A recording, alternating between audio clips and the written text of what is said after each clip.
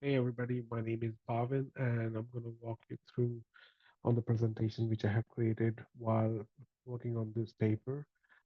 This document describes about uh, the electric vehicle charging station management using the cloud infrastructure. So in this presentation, I'll be talking about how I go through some of the research papers, and then how I have go ahead and created a document uh, uh, to for this paper.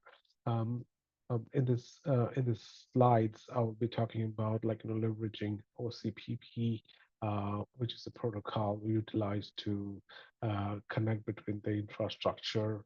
Uh, and between the IT infrastructure and the charging stations, and how we can seamlessly integrate with the connection between the electric vehicles, the charging stations, and the cloud infrastructure.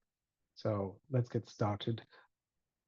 Going ahead on the slide, I'll talk about the objectives. Basically, it's more of to explore and analyze the integration of electric vehicle charging stations within the cloud infrastructure. And the focus is on OCPP is basically a protocol utilized um, to interact between the hardware, which is the charging station, the electric vehicles from different vendors, and then again how they all are integrated with each other, and then further get connected to public cloud. It could be Microsoft Azure, it could be AWS, or it could be any cloud.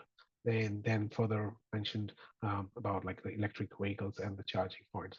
Now we have came across multiple electrical vehicles, and there are multiple manufacturers within the United States and throughout the world. And similarly, we also have multiple charge point, but there's no particular protocol which allows or I would not say it's no particular protocol, but there are particular protocols. One of them is OCPP, which allows to communicate between the charging stations and the electric vehicles, and at the same time with the IT infrastructure. And the importance behind uh, discussing this particular topic is that it provides seamless integrations, and it will help the EV users and also the EV operators, the charging station operators, to manage it more efficiently, provide scalability, and also provide a secure environment for the charging networks. So as I mentioned, there's a lot of demand for electric vehicles throughout the world, and on the slide you see that there are multiple companies which create uh, um, electric vehicles. One of them, the topmost, is Tesla, and there are many more in the list.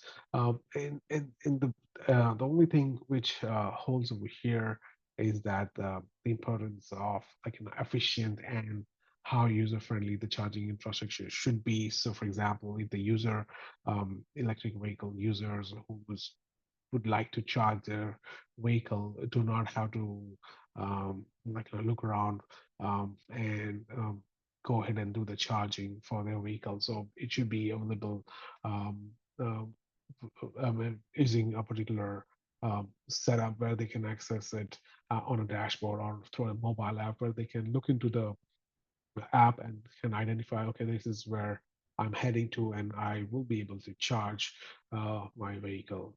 And at the same time, for the operators as well. So for the operators, it would be pretty much seamless of managing those charging station infrastructure. In the basically while doing this research, I was going through multiple papers just to identify. And I also have a background. I had worked in the past in one of the electric vehicle industry where I was personally managing and deploying electric vehicles.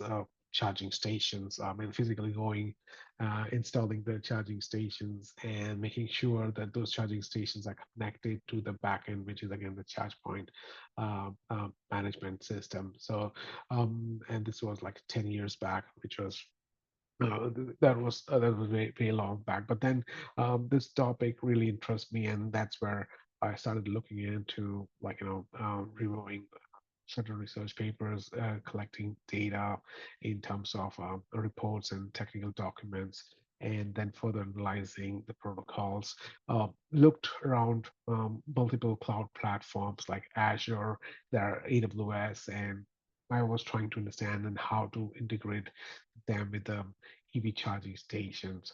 Now, again, there are a lot of manufacturers who build charging stations, and that's why we need to have a particular protocol that is seamlessly available for all the different brands. And within the research, I also wanted to evaluate different solutions, um, but based on the time permit, um, um, I'm just able to get into uh, getting the papers done.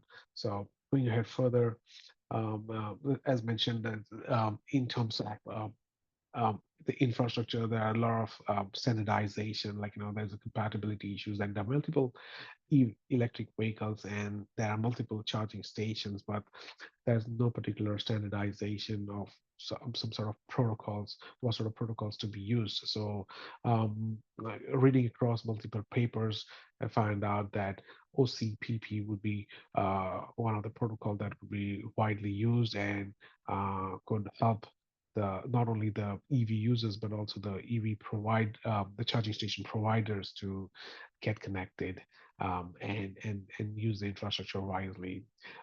Also, if these protocols are not well maintained, for example, if there's no central management, it becomes really very difficult in managing and monitoring the charging stations. Again, not just managing um, um, going on the side, but also it is really hard when the charging station at a very remote location. So it really helps um, with that.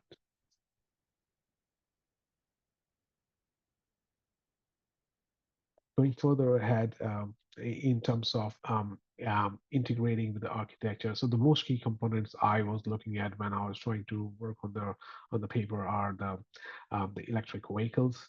The second is the charging stations, or we can call charging points. Then the protocol, which is the most important part, and then the infrastructure. That could be Microsoft Azure, could be AWS, or any public cloud platform. Now, the reason behind getting into the public cloud or like AWS or Azure is because it allows a seamless integration and the availability of not having anything on premises. So because if we have anything on premises, it becomes really hard to maintain it. But whereas when this sort of technology goes into cloud, either Azure or AWS or uh, public cloud, it becomes really easy to manage those and maintain those infrastructure. Of course, there's a cost associated with it, but that really helps in terms of managing sophisticated infrastructure.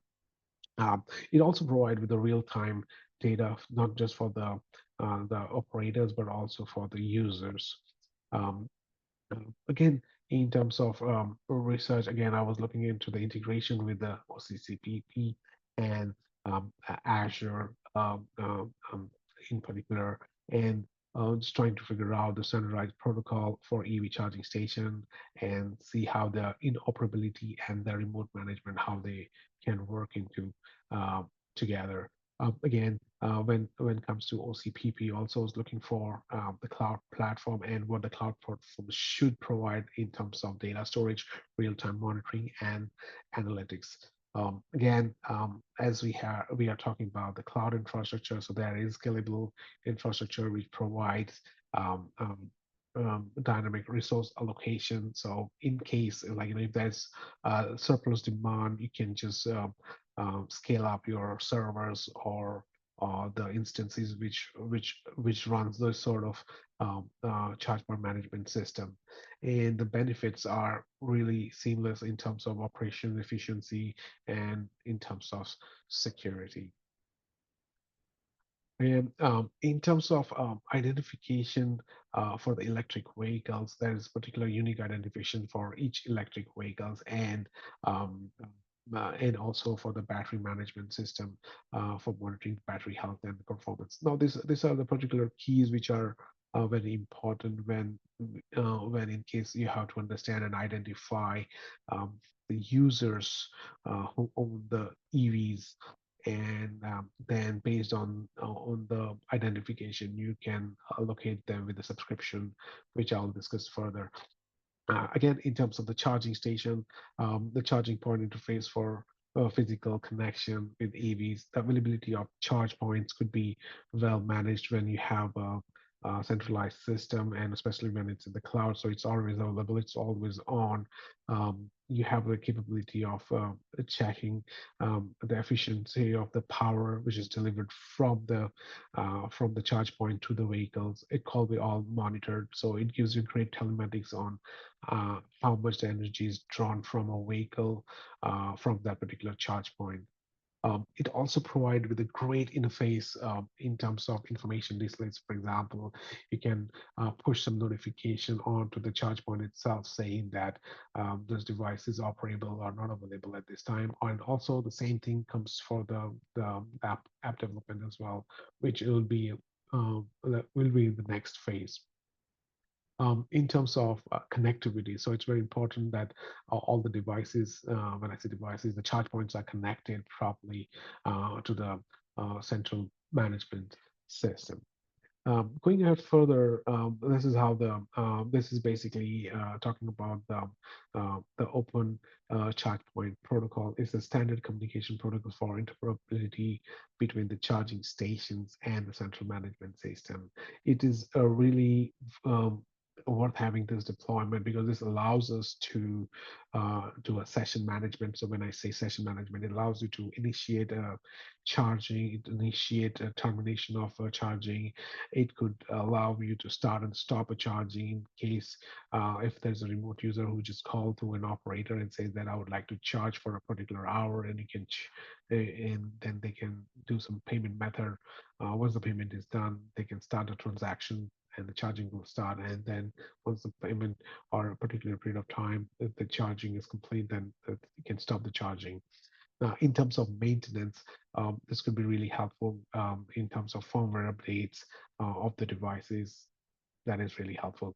Um, Further going ahead, you can also manage the data exchange. So there's a wide possibility of to understand and research on how much data is collected from the charging stations, how much energy has been drawn. You can check the status if there are any errors, why were this error occurred, and so on. So it's like not just how much of use it has been done within the charge points, but also any particular notifications, overall the energy drawn from a particular site, and everything could be well maintained over here.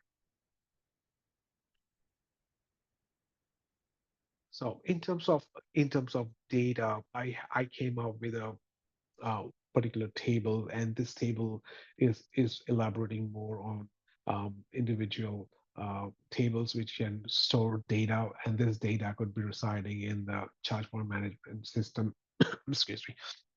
So the table could have charging station, and in the charging station, we can provide with a primary ID, which is for the charging station ID, charging station name, the location, operator ID, who's going to operate the charging stations on that particular site. Again, in terms of the users, who is the user who's going to use the vehicle, providing with the email address and the phone number and the membership type, and also in case we need a subscription. In terms of the charging station, this is where a table will be there, which will provide a number of sessions and the session ID, start and end of the transaction, how much energy has been drawn, and in terms of the payment. So in terms of like, how was the transaction process while the session was started and ended. Further, in terms of transaction, it can also identify the payment method was clear or it was declined or some error came up. So all could be tracked very well within this proposed system.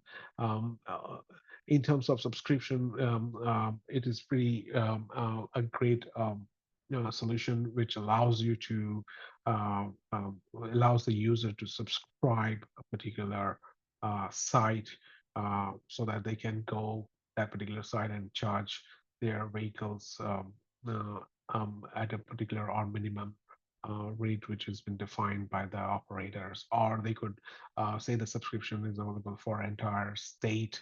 So for example, Illinois, and that particular user could use the charging station from any location within that particular state.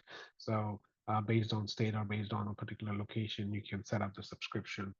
Notifications could be triggered based on like if there's some uh, promotions going on within the EV world and then the charge points, so we can definitely go ahead and push those notifications. So this is a really great way of like putting some sort of tables which allows you to process this data. And again, this is just a proposed solution. So there are many more telematics data. There is many more user data that could be added um, within the system.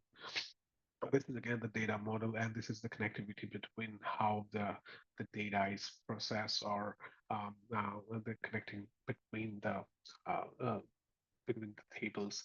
So, for example, it talks about like if there's a charging station and who is charging it and who's using the session and who's the user and what vehicle it is. So all this could be easily populated using using this table, and the relationship between the table allows further to grab those information that could be well utilized within the charge point management system.